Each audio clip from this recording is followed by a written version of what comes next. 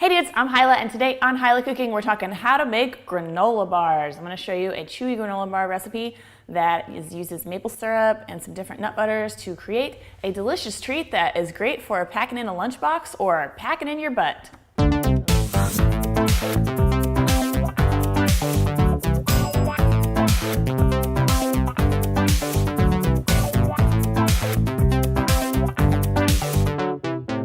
Real quick, if you haven't already, go ahead and click that little red subscribe button right down there, and you can continue watching this video and subscribe to my channel at the same time. Okay, first we're gonna talk about a little bit about ingredients. I've got some rolled oats here. These are regular, like old-fashioned rolled oats, not quick oats or anything like that. And then I've got some finely shredded coconut. You can see it's like really tiny little shreds, and it's unsweetened. And we're gonna go back here to the stove. We're gonna add a little bit of toastiness by pouring our oats into a skillet over medium heat, just a dry skillet. We're gonna shimmy it around for a little bit, get a little bit of color on those oats until they start to smell kind of nutty and toasty and yummy. Dump those into a large bowl, and then we're gonna do the same thing with the coconut. The coconut only takes 20-30 seconds. It goes really, really fast. Just be sure not to burn it. And then dump that into the bowl with the oatmeal. Now in the same skillet, we're gonna make sort of our glue that's gonna hold these granola bars together. So I'm gonna add some maple syrup. I'm using some peanut butter and some tahini, which is a sesame paste, because I love the flavor that gives the bars, but you can use any nut butter of your choice. We're gonna add a little bit of coconut oil and just cook this together until it starts to simmer and the coconut oil is melted.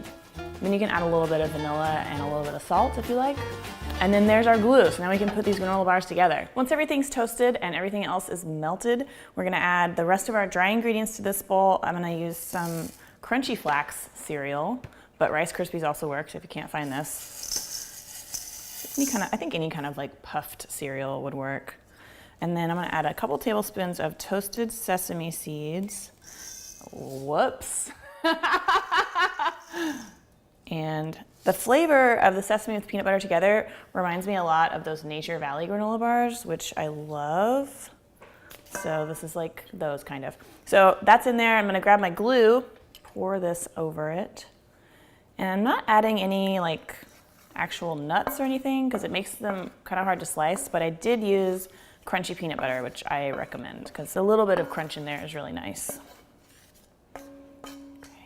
Just mix it up. And I also don't put fruits in here. I think you could add some dried fruit if you like. You'd have to reduce the amount of something else. So you do use like less cereal or less coconut to make it work out, but try it. I kind of feel like granola bars are really great to experiment with because even if it doesn't all stick together and turn into a bar, you can still crumble it up and you have granola. So it's not like, you know, it's definitely not a lose-lose, and it's more like a win-win. Okay, once everything is coated and shiny, and there's no dry pieces, I'm gonna press it into a pan. I've got a square dish here that I've lined with some parchment paper. You can use foil if that's what you have.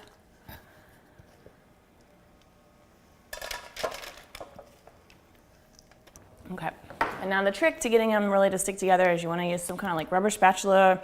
You can use your hands if you wanna lube up your hands a little bit. And you just press it in really, really firmly and try to get it as even and flat as you can. Okay, once it's all mashed in, we're gonna put it in a 325-degree oven for about 20 minutes until it's a little bit brown around the edges and the center feels kind of firm when you press on it.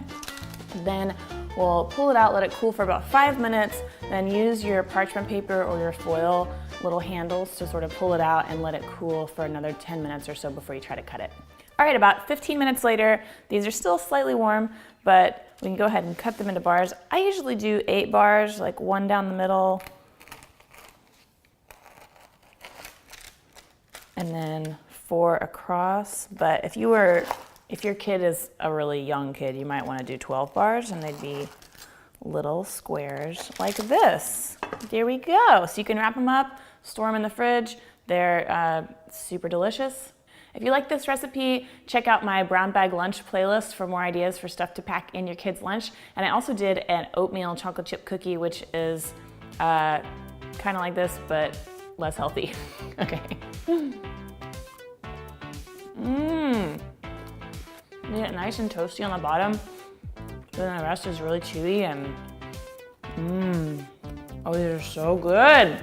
Thank you so much for watching. Don't forget to click that little button to subscribe if you haven't already, and I will see you next week with another cooking video. Bye.